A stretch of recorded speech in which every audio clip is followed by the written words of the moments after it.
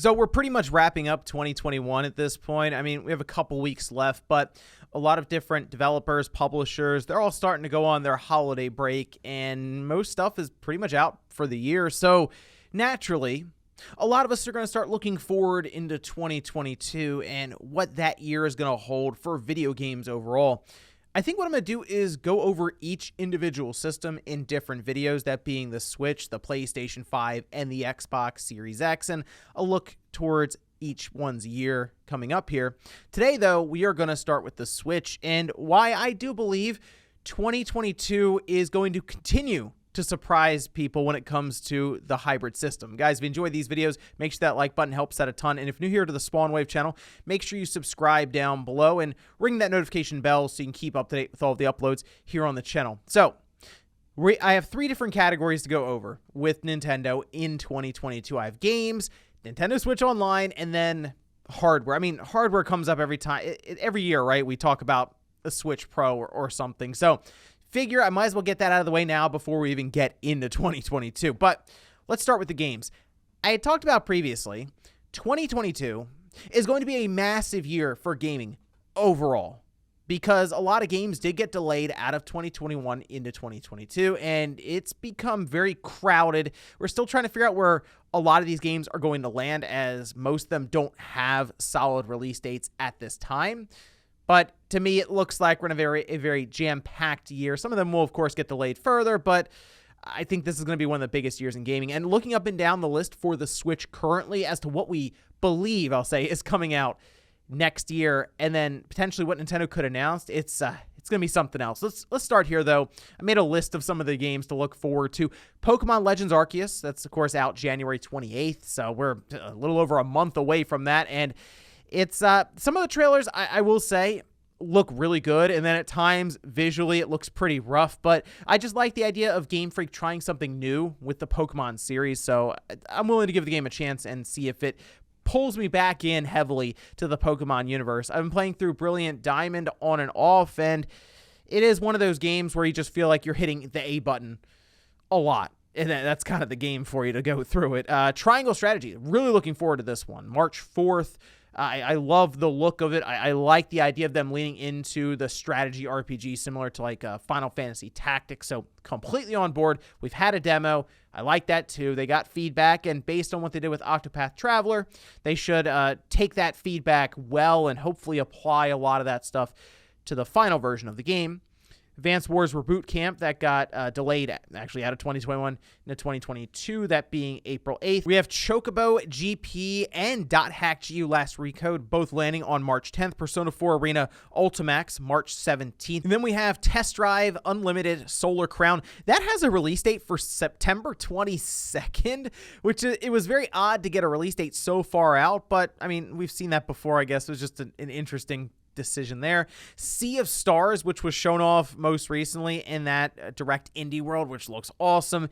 Digimon Survive, Marvel's Midnight Suns, which got delayed till later in 2022. Metal Slug Tactics, Sonic Frontiers is coming out holiday 2022. Ninja Turtles Shredder's Revenge also looks awesome. Certainly a callback to what we had with something like Turtles in Time, so cannot wait for that to come out. Kirby Forgotten Land is coming out in the spring. Massive departure for the Kirby series. Going to be a 3D Kirby game. So I like the idea of getting something new in a franchise that we're very familiar with. Something like Legends Arceus for Pokemon, and then something like Kirby Forgotten Lands for Kirby. So cool to see those two games going in different directions there for the franchises.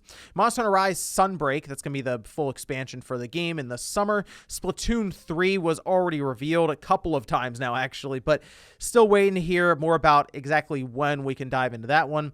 Mario Rabbids Sparks of Hope, which looks very good. Big fan of the Mario Rabbids game that released early on in the Switch's life, and this one looks like it's going to take it to the next level. Bayonetta 3, of course, we did see that, and we're expecting, I think, that to come out later on in 2022. The Breath of the Wild 2, it's slated for 2022. They said they're aiming for 2022. That's one that I could see falling into 2023 based on a lot of the information starting to get out there around some of the gameplay elements and stuff. It seems like they want this to be a massive game. Like, it really does appear that I'd said before, sky's the limit. Well, they're taking to the sky now, so who knows what the limit is here. And like I said, some of the mechanics that have been outlined even from some of the recent patents, it sounds like that is going to be a massive undertaking. So if it falls to 2023, to be honest, it wouldn't really surprise me. And those are just the games we know about now. And from what we've seen with Nintendo is they'll announce a game and then it'll come out a couple of months later, right? With like Paper Mario, they announce it and then it's out in a couple of months. Mario 3D All-Stars out in a couple of months and so on there. So I do believe we're going to have some pretty big announcements. Some stuff we've heard maybe a little bit about, but haven't seen anything officially, like that Metroid Prime remake from Retro Studios.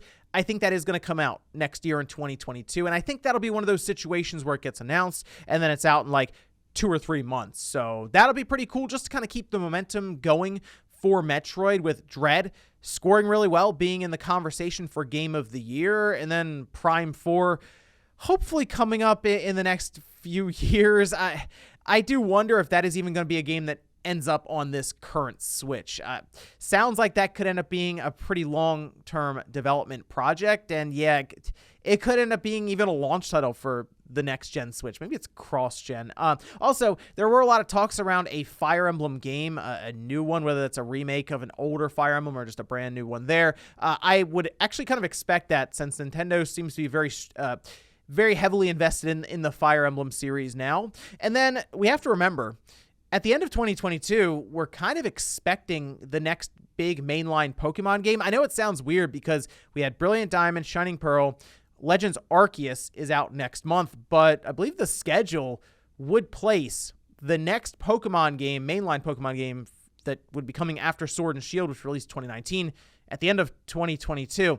Now, the schedule could be thrown off, because of Arceus, but typically the Pokemon Company has things set in motion to coincide with things outside of games, cards, the anime, all of this. So I'm kind of expecting us to hear about the next mainline Pokemon game in like the first half of 2022 and set things up for a holiday release on it. So looking at the release schedule and then, of course, games that haven't been announced, I feel like Nintendo potentially could set themselves up with 1, even 2 large or even semi-large releases every single month throughout 2022. So it's certainly going to be a good time to be a Switch owner there. But then we transition to the Nintendo Switch Online. I mean, the service itself seems to be all over the place for Nintendo right now. I mean, they kind of set themselves up, I guess, for one Nintendo 64 game every month, with Banjo-Kazooie coming next month. And then we just had randomly 5 Sega Genesis games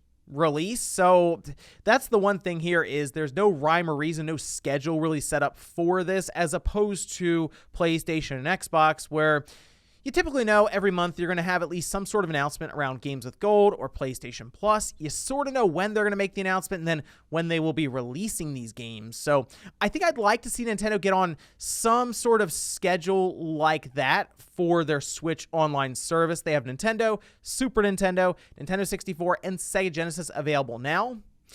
I kind of think they're going to introduce another system, and it probably will be Game Boy and Game Boy Advance. Game Boy will be available for the base service at $20 a year, along with Game Boy Advance, and that being for the higher expansion pack tier. And most likely they would introduce a Pokemon game as well, and then of course like a whole bunch of Game Boy and Game Boy Advance games thrown into the service. And I think they should do that before they start talking about their next gen system, just to get this subscription service set up and packed with games, because clearly they appear to be lining this up to carry it over to the next Switch. And as for any kind of big update or shakeup around the base service, where they could do things like voice chat or just an overall better system when it comes to social interactions, I don't think that's going to happen. It sounds crazy because of how limited it is now and they're charging for it, but I feel like they have dug in their heels this generation, and what they have now is kind of it. If they're going to do like a full reboot of the service, they would probably do that going into the next generation Switch, where they can kind of build from the ground up rather than attempting to rework what's already there. And that kind of includes the eShop as well. Again, the eShop needs a lot of help when it comes to being able to discover games. So I think that's something Nintendo is like, you know what? In a couple of years, we're going to be restarting kinda with a new system. Let's just hold off until there, take a lot of the feedback we're currently seeing and work to build out hopefully a better online service and space for interactions. But then we get to the hardware section, and oh boy, this is something that gets talked about every single year. I mean, seriously, since the system came out, people have been talking about what's the next Switch, the Switch Pro, some sort of revision. I mean, we've talked about it here a lot, actually, because there seem to be several reports and different rumors from outlets who would have knowledge of like the manufacturing and the parts orders. And to be fair, sometimes they get it right. I mean, like the Samsung OLED display, that was dead on accurate by Bloomberg. So you start to think about, how is Nintendo going to approach the back half of this generation? And I think this is the part where they may surprise some people when it comes down to it, because they're going to be crossing 100 million units sold at the end of this year. I think that's going to be on the report at the end of January, beginning of February, when they talk with investors going over their holiday season. I think they're going to show a number that is in the 100 million. It might be like right at 100 million, which means they're going to be passing the Wii in January, basically, right? And the thing with the Wii, which was their best-selling home console until the Switch, is it kind of limped across that 100 million mark. The Switch is sprinting across it. Like, it has no problem getting there in a hurry.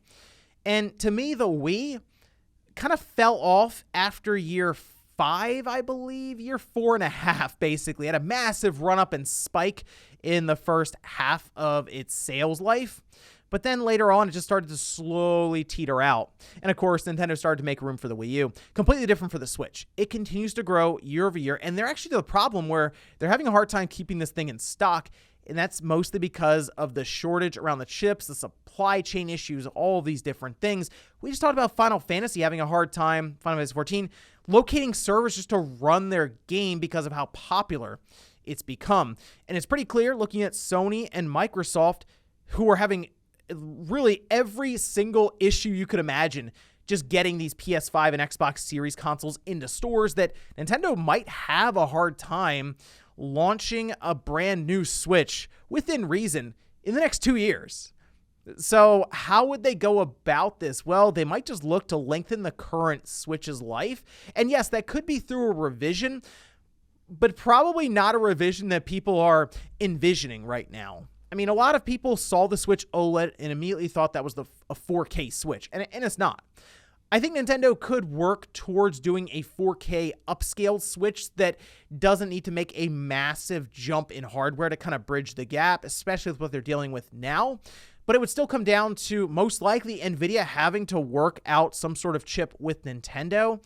And based on the current environment, that would probably be difficult, which sort of makes me believe that this is going to end up being Nintendo's longest console generation, like completely. This is it right here. It might even rival like the 3DS, which continued to run. I mean, people were seeing it in directs and they're like, why is this thing still here?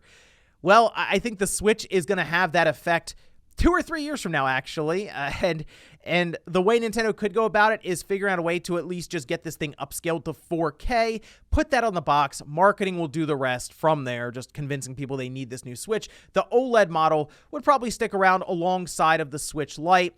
Another avenue they could go is just introduce an OLED Switch Lite, and that could be their big holiday push for 2022. Yeah, we would probably still go into 2023 without any kind of 4K Switch. I just want to prepare people for that possibility, because that, I think, would surprise a lot of people, that we could be into year 6 of this current Switch without any substantial update when it comes to the chip or hardware inside of that system, because it's still technically, at the end of the day, using a chip from 2015 with that X1. I will say, if Nintendo is able to pull off a system that is slightly more powerful, would, I guess, fall into that Nintendo Switch Pro category, but Nintendo would call it something completely different. Slap 4K on the box. This system, I think, this generation with the Switch, the family of systems, has the possibility of running to where the DS and the PS2 are.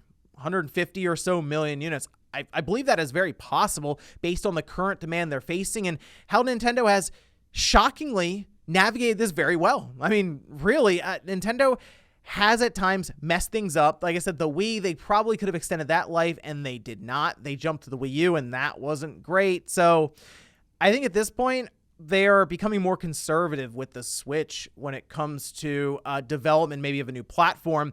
But I think they've done it at the right time with what's going on around them in the world. Now, if they decided to announce a new Switch based on what they did with the NX at the time, they would announce it 10 months maybe prior to its eventual release. So if we don't hear about anything like that in 2022, we could potentially be going until 2024 before we get a next generation Switch. If they want to keep this March release schedule, I mean, they could just go back to a holiday release and talk about it January 2023. But wow, I think the fact that it's going to be a little while before we get to potentially a next generation Switch will continue to surprise people year over year, because I mean, the Switch Pro rumors will come back. If there's anything about this video that'll probably be correct, is that probably 6 or 7 months from now, we'll be talking about a Switch Pro again. But let me know what you guys think about the Switch going into 2022, whether it's the lineup of games, which are